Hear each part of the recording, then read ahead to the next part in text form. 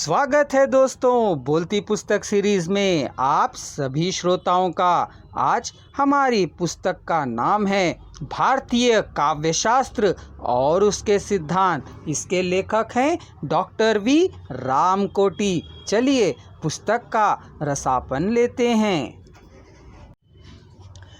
आगे वे काव्य के मूल तत्वों का उल्लेख करते हुए कहते हैं कि अलंकार संपन्न, ग्राम्यता रहित, अर्थवान, न्याय संगत, जटिलता आदि दोषों से मुक्त गौण्य काव्य भी अच्छा है तथा उक्त गुणों के अभाव में वैदर्भ भी अच्छा नहीं। मेरे कहने का अर्थ है कि भामा वैदर्भ और गौड़ीय का भेद तो स्वीकारते हैं किंतु वैदर्भी रीति का महत्व केवल संगीतात्मक मानते हैं।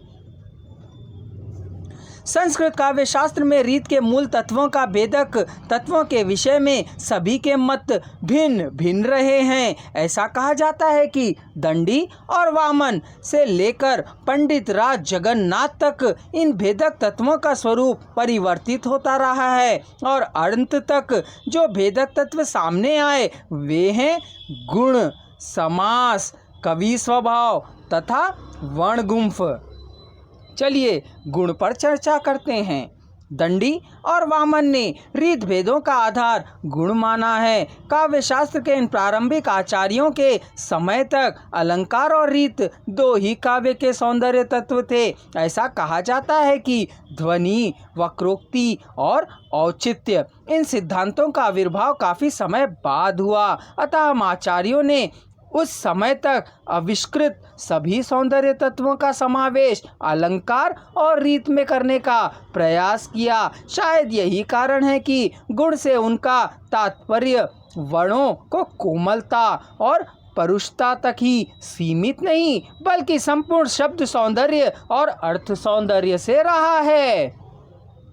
उन्होंने ओज, प्रसाद, श्लेष, क्षमता, समाधि, माधुर्य, सौकुमार्य, उदारता, अर्थव्यक्ति तथा कांति इन 10 गुणों में संपूर्ण शब्दार्थ सौंदर्य को समाविष्ट करने का प्रयास किया है। ऐसा भी कहा जाता है कि वामन ने तो इनके शब्द और अर्थ के आधार पर शब्द गुण और अर्थ गुण दो भेद करे हैं। इनकी संख्या को द्विगुणित कर दिया है। अतः हम निसंकोच कह सकते हैं कि संपूर्ण शब्दगत एवं अर्थगत सौंदर्य को गुण नाम से प्रस्तुत कर दंडी और वामन ने गुणों के आधार पर रीत विभाजन किया। समास। आचार्य रुद्रट ने रीति पर नवीन दृष्टि डाली और उसका भेदक तत्व समास को ही स्वीकारा। ऐसा भी कहा जाता है कि उनकी दूसरी मौलिक उद्भावना यह है कि उन्होंने रस विवेश के साथ रीतियों का संबंध स्थापित किया है। उनकी दृष्टि में वैदर्भी और पांचाली रीत माधुर्य और सौकुमार्य की अभिव्यंजक होने में श्रृंगार, प्रेय, भयानक और अद्भुत रसों में प्रयोग की जानी चाहिए तथा ओज का प्रतीक होने से गौणी और लाटी का समावेश रौद्र में होना चाहिए। यहाँ हम यह भी कह सकते हैं कि रुद्रट ने समास को मुख्य तत्व मानकर रीत के 4 भेद किए जो इस प्रकार थे। वैदर्भी पूर्णता समाज रहित, पांचाली अल्प समास युक्त, लाटिया मध्य समास युक्त, गौणीय दीर्घ समास युक्त। यहाँ तक कि उन्होंने इन रीतियों में समासों की संख्या भी निर्धारित की। पांचाल में 2 या 3 समास युक्त पदों का प्रयोग हो सकता है, लाटिया में 5 से 7 पदों पर और गौड़िया में यथाशक्ति समासों का प्रयोग हो सकता है।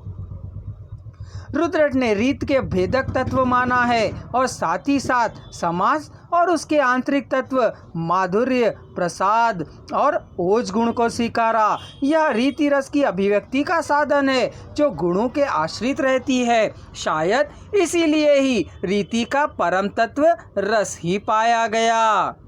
चलिए अगले वीडियो में हम देखते हैं कवि समास पर।